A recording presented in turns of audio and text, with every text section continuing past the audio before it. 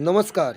आप देख रहे हैं अहिंसा express news channel. Singrauli NCL मुख्यालय के जयंत खदान के विस्तार के लिए मेडोली का विस्थापन अब एनसीएल के गले का फांस बनता जा रहा है। आए दिन हो रहे प्रदर्शन के बाद अब मेडोली के विस्थापितों के साथ मोरवा के प्रतिबद्ध जन सेवी संस्था, व्यापार मंडल के लोग एवं आम जनता भी जुड़ने लगी है। सैकड़ों की तादाद में लोगों ने एकत्रित होकर बाइक रैली निकाली और एनसीएल प्रबंधन के विरुद्ध अपना विरोध जताया। विस्थापितों ने 25 दिसंबर तक मांग पूरी नहीं होने पर उग्र आंदोलन करने की चेतावनी दी। और नहीं तो हमें जो है विध्वंसक कार्रवाई करने के लिए मजबूर होना पड़ेगा और खदान हम पूरी तरह बंद कर देंगे, रेल मार्ग भी बंद कर देंगे और रोड ट्रांसपोर्ट भी बंद कर देंगे। जब तक हम सब लोगों को उचित प्रतिकर मुआवजा और सुविधाएं नौकरी की हो चाहे प्लाट की हो नहीं मिल जाता है, हमारा यह धरना प्रदर्शन की मेढ़ौली जो है आज से नहीं परेशान है। परेशान तो आज 20 साल से है, लेकिन उधर तो हम लोग झेल ही रहे थे। 10 साल से ज्यादा परेशानी खड़ा कर दिए हैं, जो कि ब्लास्टिंग बगल में हो रहा है।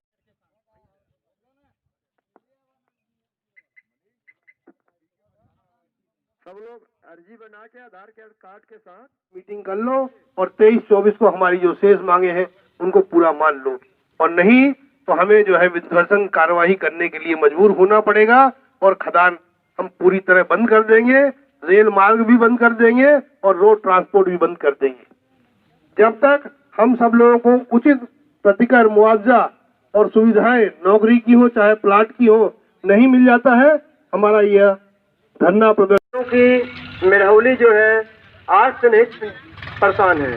परेशान तो आज 20 साल से है, लेकिन उधर तो हम लोग झेल ही रहे थे। 10 साल से ज्यादा परेशानी खड़ा कर दिए हैं, जो कि ब्लास्टिंग बगल में हो रहा है।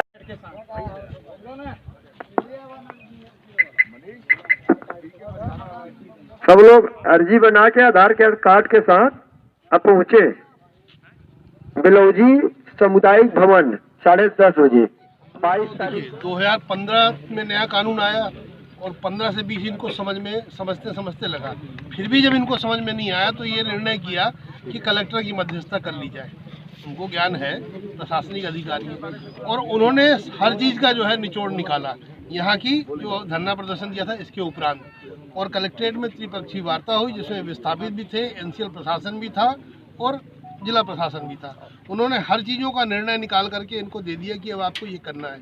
लेकिन खेद का विषय है कि कलेक्टर के निर्देश देने के बाद, हर पॉइंट पर निर्देश देने के बाद में भी ये उसको पूरा नहीं कर पा रहे और ये अपनी मर्जी से करते हैं। इसीलिए वार्ड नंबर 10 दो भाग में है। एक हिस्सा दुद्धिचुआ प्रोजेक्ट में गया और एक हिस्सा जैन प्रोजेक्ट में गया।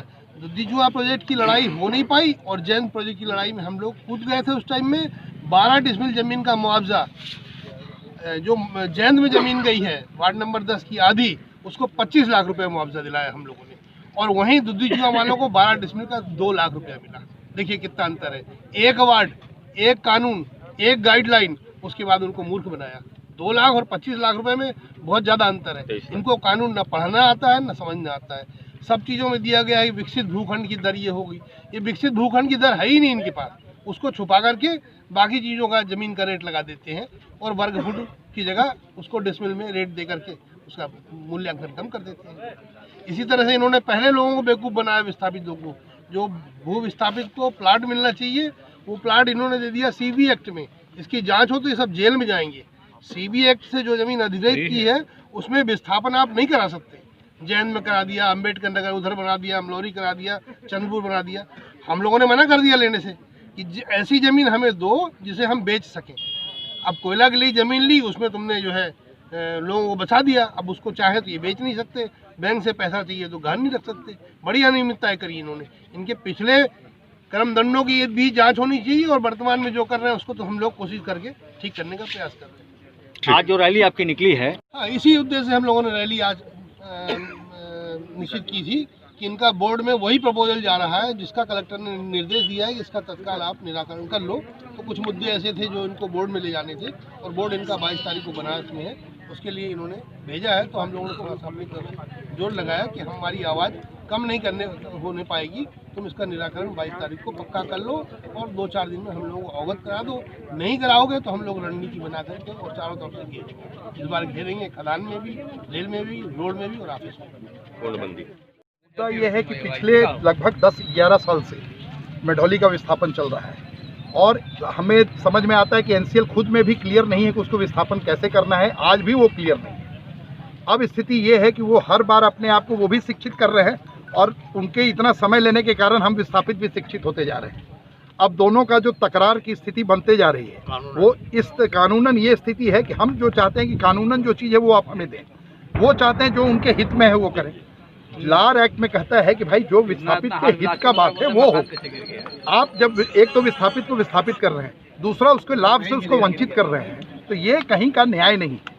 आप लाभ से किसी को वंचित नहीं कर सकते हैं। जो भी एक तो आपने उसको उजाड़ दिया, उसका रोजी रोटी, उसका घर द्वार सारा चीज़ जा रहा है और आप चाहेंगे कि वो लाभ जो है वो एनसीएल को मिल जाए, तो ये कहाँ का न्याय है। तो मूल कारण ये है कि आज का रैली का ये था कि भाई अभी, और ये इनका हर चीज़ के लिए कहते हैं बोर्ड मीटिंग।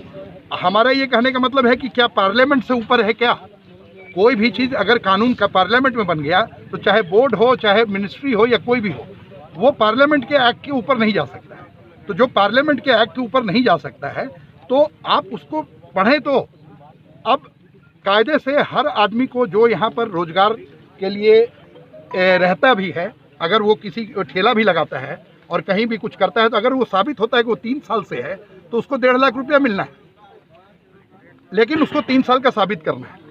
और जितने भी अफेक्टेड हैं, जो भी प्रोजेक्ट अफेक्टेड आदमी हैं, उनको पूरा विस्थापन देना है, यानी कि प्लॉट या उसके बदले पैसा या जो भी और विस्थापन में है वो सारा चीज़ देना है। लेकिन स्थिति ये है कि वो सब चीज़, ये जो विस्थापित का जो वो होना है जो कि 1.5 लाख रुपए वाला है, उसको उठा के उन्होंने मान लिया कि 3 साल का सबको कर दिया। मतलब ये कानून को पढ़ के 1 नंबर को ना पढ़ के 2 नंबर पढ़ रहे हैं, जो 2 नंबर उनके लिए है ही नहीं, और ऊपर की हेडिंग को ये पढ़ ही नहीं रहे। अब अज्ञानतावश नहीं पढ़ रहे हैं कि समझ में नहीं आ रहा है कि जानबूझकर देख रहे हैं कि लोगों को फायदा होगा तो एनसीएल को नुकसान होगा। तो एनसीएल तो भाई बिजनेस कर रही है, लोग अपना घर बचा रहे हैं, तो आपको पहले लोगों का सोचना चाहिए कि पहले एनसीएल का सोचना चाहिए।